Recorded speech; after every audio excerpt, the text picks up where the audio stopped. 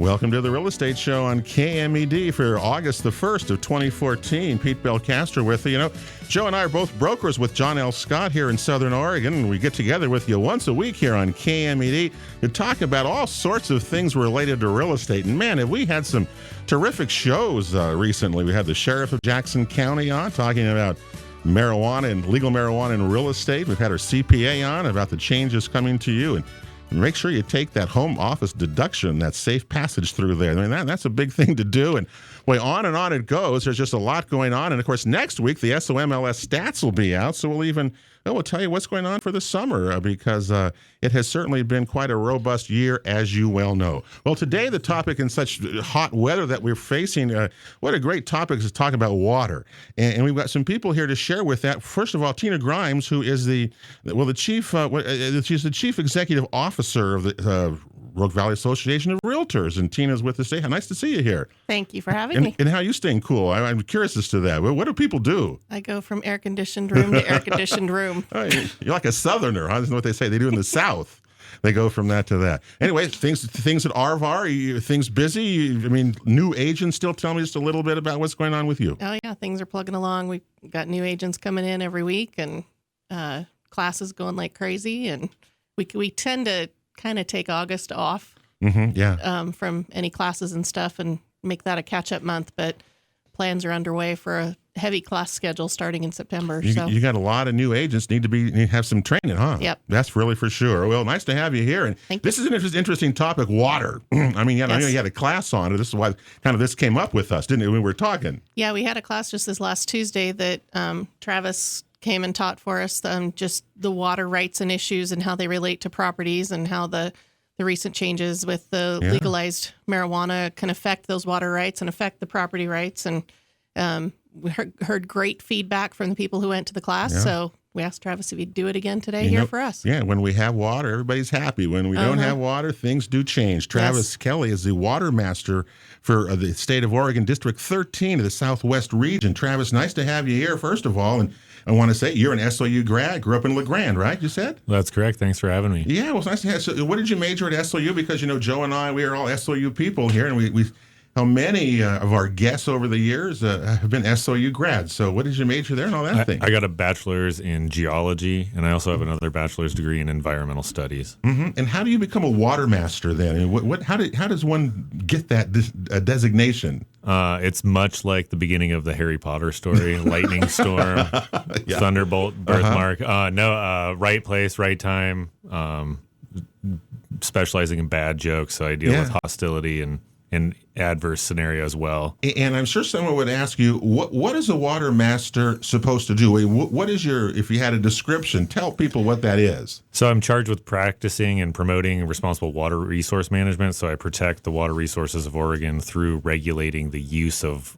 water following Oregon water law. So generally, water rights have a priority date, and we regulate in the summer for water scarcity for priority. And we're going to hear some of that. I'll bet you have been a busy person this summer, correct? Yeah, this summer has been a busy summer, but we're busy every summer. Yeah, every summer.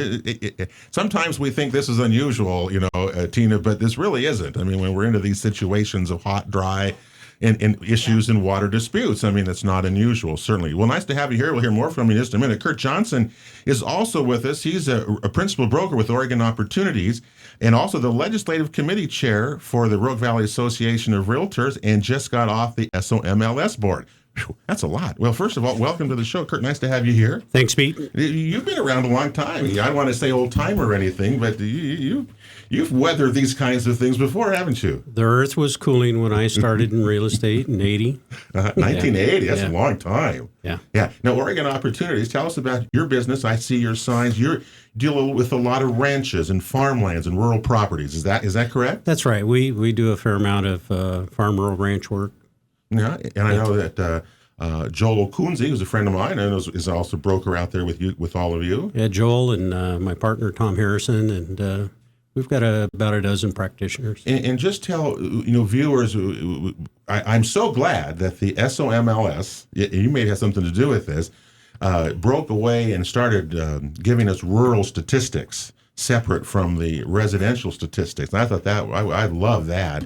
And I think that we found certainly that a quarter of a quarter of all real estate transactions are rural properties of some way. So that's like 500 new people are living in a rural property this year that weren't there the year before, and the year before. That adds up to a lot of people.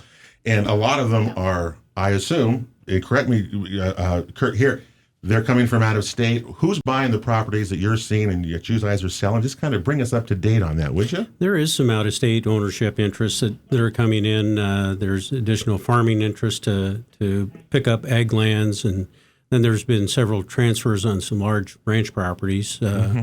And so it's a real mixture of different folks. Did you see changes, and I'll ask you all this here, Tina, and well as Travis, since we've had, orchards changing and legal marijuana, GMO-free county, have you seen more of a demand? Have you seen people coming for those types of reasons, or what are you seeing there? Well, part of it is a lifestyle. Lifestyle and where we live and the beautiful weather and that kind of thing. Sure. Some of these ranches aren't really an economic element. Some vineyards you might even debate whether or not they're an economic element. They spin other elements of the economy, but and Travis will probably talk to it in a minute, but the difference in irrigation, whether it's district water or in-stream rights or groundwater, it all has a bearing on what our people need to be informed about to make a good buy decision. But you're busy, you've got people activity and a lot of rural properties being looked at.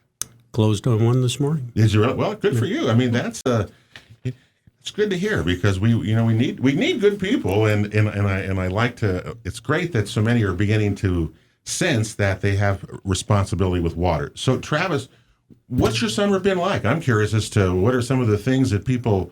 Well, how does someone find you? When would I call you? When would I need the water master? So when you're looking at a rural property for purchase and it's being advertised as a water right or has a water right, or your goal is to irrigate it if it doesn't have a water right, that's oftentimes the touch off point for that conversation. Many property owners don't represent it clearly to the buyer. What is the water right? They'll say this has a water right, but they won't substantiate the legal documents. And so our office does water right researches. We can find well logs for the property transaction to make it more transparent for both parties involved, so everybody can talk about apples to apples. And so the primary issues we deal with is finding properties that people have a goal, and so to facilitate clearly, is the property going to meet their needs to achieve their goal. So a lot of times people will call you before they actually purchase the property. Ideally, yes. I mean, that seems to be the smart way. If I'm hearing you say that, you should do that. Sometimes I get involved where someone has purchased a property that was misrepresented to them. Right, and that would be bad. And they don't have a water right that's either old enough to beat the regulation that's occurring or have no water right at all. No, that would be trouble. So, Kurt, what do you do when you get to that situation? Have you ever contacted the water master? Have you ever been into those situations? We've actually engaged other consultants. There's several engineering firms around the county that can assemble and represent that data in a comprehensive way, lay it out, what areas have been historically irrigated, what kind of water, and how it's being applied, how old the right is, if it's an in-stream or district or groundwater. Now, Oregon uses the bundle of rights, which gives us. Explain that. Who wants to explain that one? We'll let Kurt. He seems like the smartest one in the room, probably. So, or the oldest one in real estate. Maybe that's probably what the it is. Oldest one. Yeah. That's okay. for sure. The bundle of rights goes with. Tell people what that is, because water is involved with this. All property has a bundle of rights, and obviously, the more rights in the bundle, the more utility value it has, and probably the more intrinsic value it has to other people, the more things you can do with it. Water is one of those rights, and it's critical depending on who wants to make use of the land. And for what purpose? I suppose is that's not really involved with this, though, is it? Well, it is and it isn't, because we're all passing through, and that property may be something one day, and years down the road it's something else. But when really on a well, you can, for household use, in a half acre is really all you're entitled to do. If you're intending to do more than that, well, then you need to find out and research what's within your bundle of rights. So Travis, what are some of the things that you're seeing now?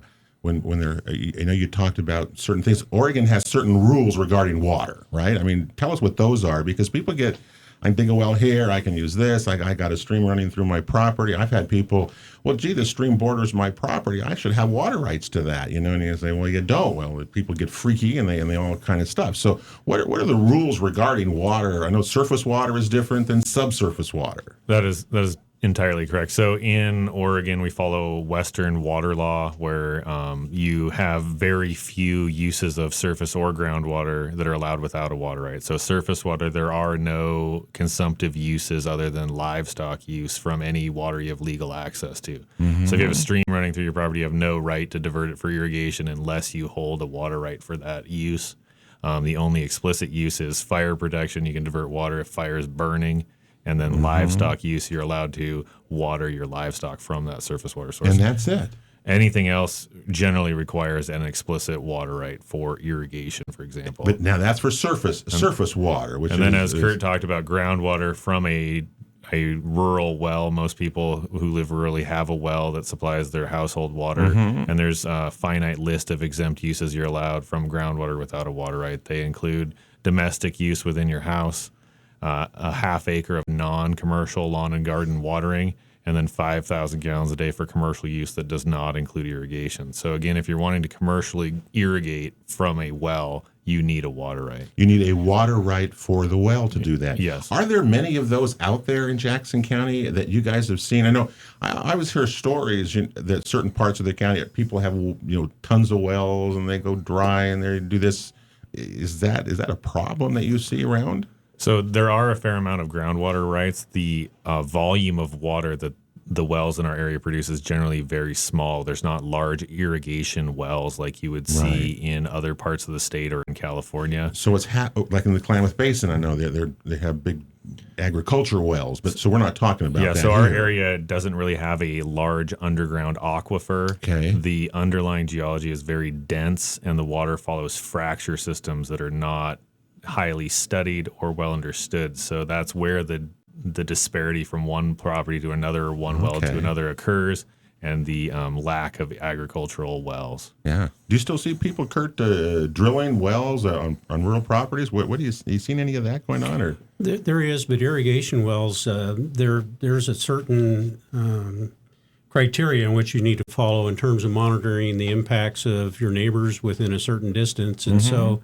if you're in close proximity to a lot of neighbors and you want to punch in an irrigation well, that's going to be a real costly endeavor and may end up being declined. Could you get an irrigation right to that today to do that? It really depends on the location of the well, its construction, and then your intended use. Have you seen any of that production wells go in Jackson County? Yeah, but they're generally very small, a couple acre irrigation. And how many gallons would that? Is that a gallon? It by really gallons? depends on what type of crop you want to grow. And so we're talking about very high efficiency drip irrigation systems that people are like vineyards and other newly legalized crops are the intent of these commercial wells. Yeah.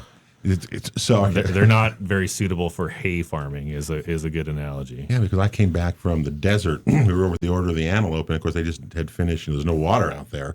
But they were able to get quite a hay crop. They had enough kind of rain and stuff to get a crop off and things like that. But boy, it's really very dry in those ranches, as you can well imagine. You think you punch wells in, but not necessarily as you just simply can't do that. If I'm hearing you say that.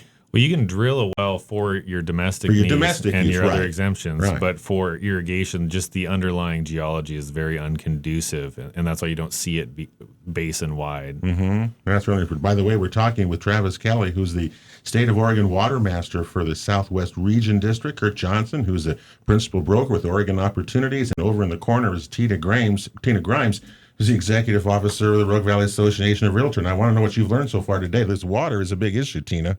Yes, it is. And I'm amazed how many times just in the day we touch water domestically. I mean, from when you get up and really to when you go to bed, and we take it for granted so much because we have these great reservoirs here. But gosh, when you get down to where we are now, it becomes a little more precious, a little more valuable, doesn't it? Yes, it does. I personally live rurally and have a well, and I've been trying to be really careful with it this summer because I just we're living in a kind of a scary time right now. And just think of, I mean, we have water here. Think of what California is going through Right. and how different, their world has become. And we sure don't want to have that. Hopefully that's not going to happen here. So, Kurt, do you think wells and is it stopped anybody from buying anything here, water so far that you've seen? Well, a lot of the stuff that we've been involved in here lately has been district water, either from MID or TID or So the regular EPID. irrigation water and that's flowing, and that they're going to cut that off early. Is that what they're going to do again this year? It seems like. Actually, MID could curtail 25%. So Okay. either go to a 3-week rotation Wow. or reduce your crop amount by a quarter. We're having to learn to deal with water in a whole lot of different ways. That's for sure. The Real Estate Show. We're going to take a break here. We're coming right back, talking all sorts of issues about water in Jackson County. We'll be right back after this. Real Estate Show continues here on KMED. Pete Belcastro with you. Thanks for joining us. Next week, we'll talk about mortgage interest rates and what they're doing. 2 weeks from today, the Jackson Soil and Water Conservation District will be along, and we talk about a lot about water with them too. Let me tell you, and some of the great things that they're doing with landowners to use water wisely. And the district has done some great things. JSWCD.org is their website, by the way, and sign up now for those fall classes. The land steward class, especially, is the one that you want to take if you're new to the area. Well, today here on the Real Estate Show, the Rogue Valley Association of Realtors Executive Tina Grimes is with us, along with Kurt Johnson, who's the principal broker with Oregon Opportunities, and Travis Kelly, who's the Southwest District Water Master for the state of Oregon, here with us today on the show, talking about water appropriate here on the 1st of August. We're only like halfway through. I mean, we still got August and September, which are pretty hot months to go before we get some relief. I mean, so we've got a ways to go. We,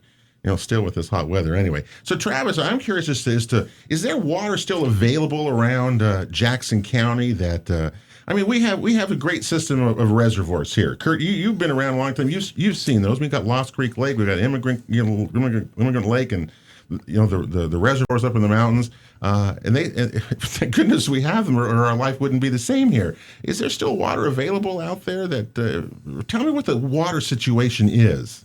So when we look at getting water rights for parcels that don't have existing water rights, the locations within Jackson County that are available for new water rights are on the main stem of the Rogue River and Applegate River below the dam sites there. So when they constructed those dams, the intent was to store flood water in the winter and make that water available in the summer. So there's still water available in those reservoirs for new water rights with a contractual obligation to the Bureau of Reclamation. So do you see people is there actually new water rights issued? Yeah, definitely. In the Applegate Valley, a lot of the new vineyards are either expanding using contract water or planting new blocks of grapes with contract water. And how are they getting the water? I think that's probably the question that we have, whether it's vineyards or legal marijuana or on a GMO beet field or something. How are you able to do that? So the biggest thing is you have to have legal access to the river. And if you do, then you can file an application with the Water Resource Department. What do you mean to the river? Access to the river? So you'd have to either have an easement or own property that has river frontage to place your pump station. And I would assume that most of those properties already have water rights. But that's apparently not the case. Many of them do that follow some of the older ditches out there, but many of the properties don't have water rights also. Okay, so and what does it cost? I was down at the Talon Irrigation District office in Kurt. You may appreciate this one. I mean, I over the years have had different clients come through there, and people would sell an acre of irrigation rights. I go down there and I look at their board, and there's probably 50 people wanting to buy irrigation rights, and nobody's selling them. And when they do, the price is like in thousands and thousands of dollars. Is that what you see?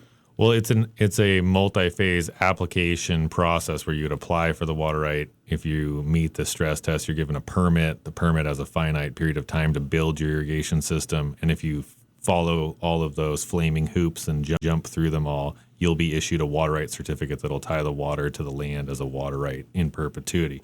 So there's an initial application fee, and that depends on how many acres you want to irrigate. And it's going to be in the order of $1,000 to $2,000 to get in the door for an application, and then going forward, there'll be the cost of your infrastructure. Why is irrigation water so cheap here?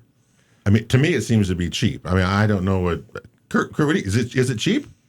Well, it depends. I mean, I had sold some rural property here not long ago, and friends of mine, and they were all giddy because, boy, we don't have a water bill anymore. Yeah, we're on a well. And we don't have a sewer bill anymore because we're on a septic. Yeah. And I said, you may not have one monthly, but when it comes time, it's going to be very expensive. Yep. But, when I was ranching, I was paying on district water like $33 to $35 an acre for irrigation rights. For irrigation, $33 at that time. Okay. Yeah, which was EPID water, which was probably a little cheaper than some of the other districts. So, but you're on a schedule, and every 2 weeks you get turned out water, and you got to apply it while you can. Or you'll lose it. You got to change gates at 10 o'clock at night, then that's what you do. And that continues. Travis, what is water going for today when you see these? So if you're getting a contract for water from the Bureau of Reclamation, it's generally $8 an acre foot. And if you want $8 an acre foot, and which that's is 1 acre, 330,000 gallons of water. But again, you'd have to pay to pump that water from the river. So you got to buy the pump, pay for the electricity, and then at 1 acre foot for an acre of alfalfa, you'd need roughly 4.5 acre feet per acre.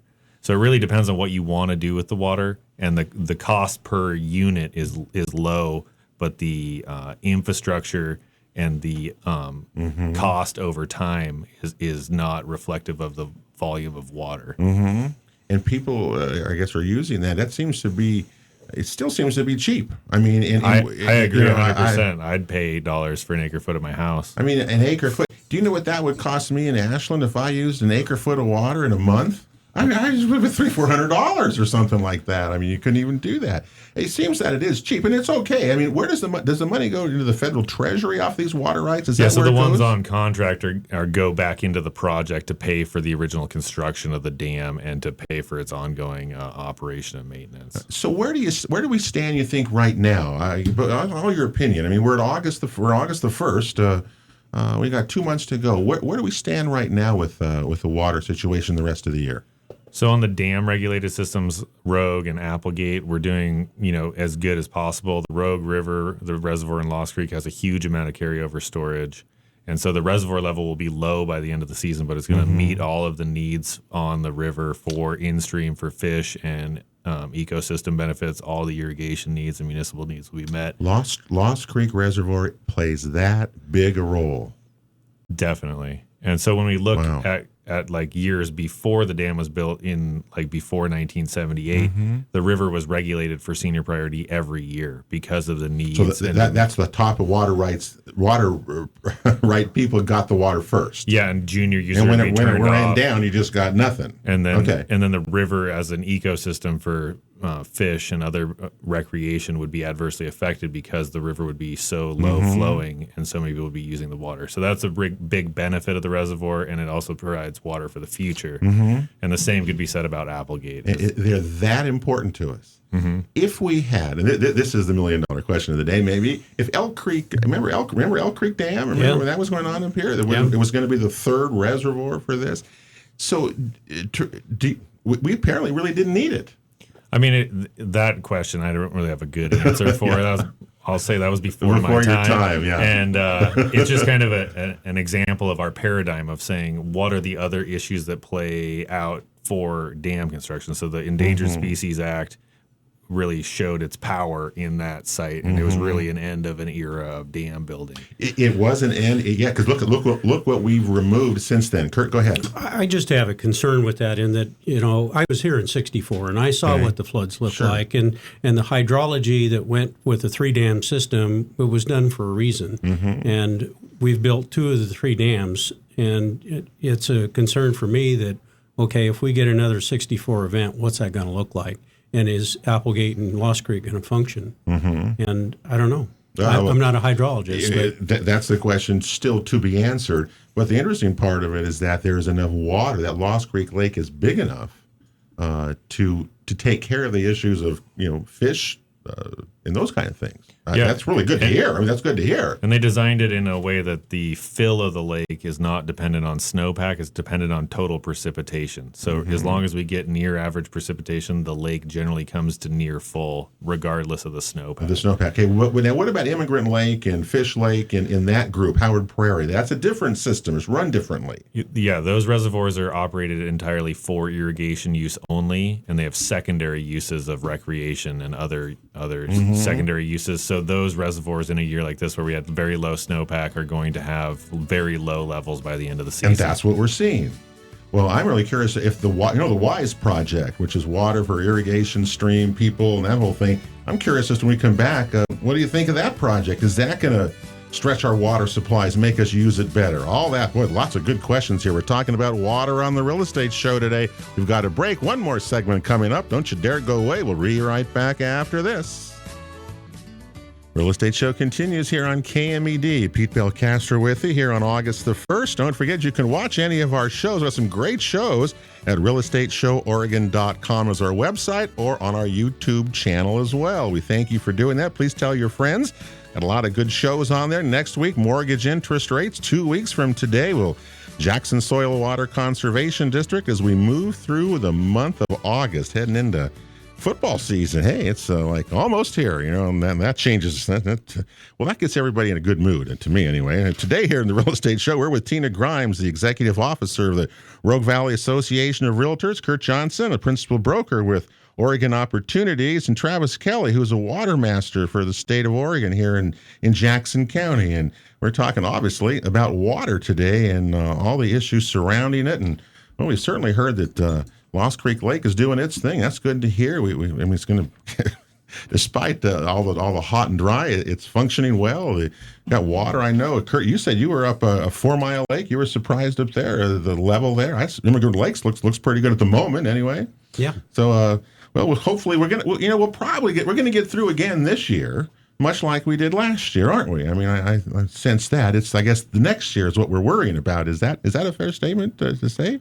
I think that every year you have a low snowpack, that the worries for next year become more evident, and there's silver linings of PR on conservation and drought in California has really emphasized and made a lot of people think of what they can do in their day-to-day life and in their irrigation to I see people stretch water. Yeah, I think if you want to make some money, what you want to get into involved is people who are going to do rain catchment systems and sell them in California, because it's amazing how those systems really do work, and you don't have any water, right? I mean, that's a big thing. I've got a rain barrel at home. You got a rain barrel? I bet that thing filled up that recent flood we had over here, didn't it?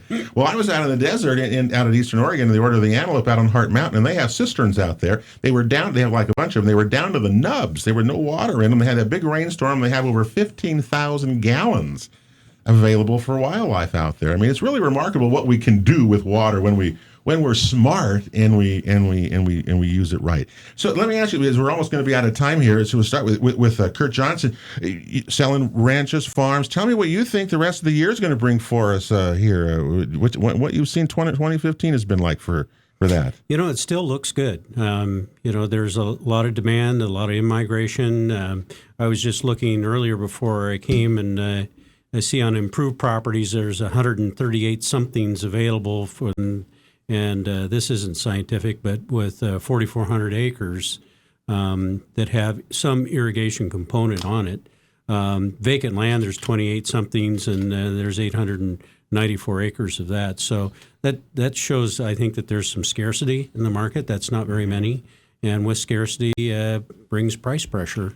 Yeah, well, overall the market, I mean, there's only a 2.3 month supply of inventory overall in the market, which is really low. Yeah. And so this is a supply and demand business, and you're right, the prices are going to go up as the demand is certainly there. And I think it's going to continue. Don't you, Kurt? I mean, I do. I don't see it changing. There's still a good emphasis on agriculture in the area and folks wanting to live that way. We're seeing some changes in crops where orchards have come out, and we've seen row crops come back in. We've seen vineyards come in. Now we're seeing blueberries. Mm-hmm. And I think we're going to see more of that sort of thing, independent of whether or not it's marijuana. Mm-hmm. But I think we'll see a transitioning landscape with our ag products that we have in the valley. Well, there's a heck of an article I know in the Realtor magazine from the NAR this month that it's a big topic about backyard. I don't want to say backyard farms, but backyard animals and food. I mean, I don't know what you call them, backyard farms, I guess, and how that's proliferating, and the use of water is going to be, there as well. It's really interesting time with this, isn't it? Well, it is, and I think that some communities are going to revisit their covenants and conditions that they have in subdivisions and elsewhere. That I'm in a subdivision now, unfortunately, but I hear chickens. I'm growing tomatoes and other row crops, and I think people enjoy that and get a kick out of it. There's an economic element and a taste element, and so I like that. That's a good idea. Changing some of those CC&R rules to allow for this. It's time to do that. Travis Kelly, the WISE project, Water for Irrigation, Streams, and the Economy. You're involved with that. How do you think would that help us in our stretching our water, making water more wisely used by doing this project, which would basically take irrigation, make it pressurized and this kind of thing throughout the systems? Yeah. The WISE project is going to be, if and when it gets implemented, is going to be a huge bonus for our existing infrastructure. It'll take what we have and be able to increase its efficiency as well as bring water from the Rogue River into the project area. So it'll provide clean, pressurized water to all the people within the 3 districts, Medford Irrigation, Rogue River Valley, and Talent Irrigation District, and give those farmers that value added of pressurized, clean water on farm so that they can transition to different types of crops or get better yields from their existing crops. That's exactly what Kurt said. You're going to change crops. You got the ability to do a lot of different things by having that water supply there, pressurize the way you use it. We use it a lot better, and we stretch it further and get a lot more use out of it. And that project's real close to getting off the ground. The cost-benefit analysis just got finalized in the environmental assessments on the near horizon. So once that's all said and done, hopefully there'll be pipes going in and power getting generated and farmers getting pressurized water. And one of the big concerns, I hope, is they take into consideration wildlife, because wildlife have come to use those ditches. And that's the one thing that I keep saying is, you can't just cover it all up. Animals got to have they have a right to some of that water as well. So, well, good luck. It'll transition Bear Creek from being the conveyance mechanism to where they'll be leaving water in stream that'll be clean the whole way down. So hopefully the wildlife will be able to use this in natural systems instead of the augmented systems. And that's true only if you can get to it, and fences and all the kinds of things. Anyway, that's a good topic, and we'll hope that works well out of that. Our last word today goes to Tina Grimes from RVAR, because, she's been so patient with us. And water is something. I mean, we take it for granted so much, especially, in Medford with the great Big Butte Springs system that we have, and yet it's precious, and we live in a desert, so we got to be careful with it.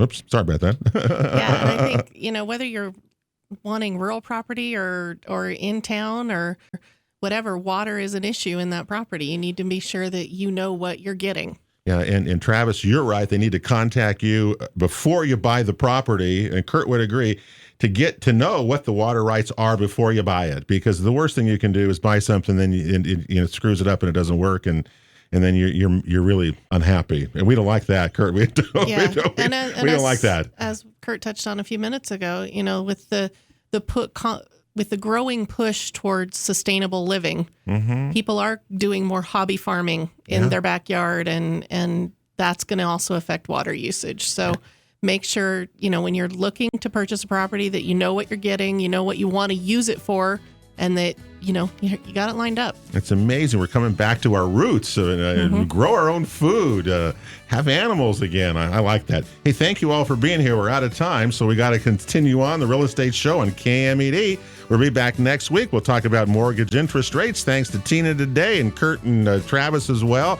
This show will be on realestateShowOregon.com. You can watch it there. Have great. God bless everybody. KMED AM and FM radio, presented by John L. Scott Real Estate of Southern Oregon, along with All Cities Property Management, the Home Builders Association of Jackson County, Ditech Mortgage, the Jackson Soil and Water Conservation District, and the Rogue Valley Association of Realtors. For guest information or to watch a past show, visit us online at realestateshoworegon.com. Join us again next weekend for Southern Oregon's one and only Real Estate Show on KMED.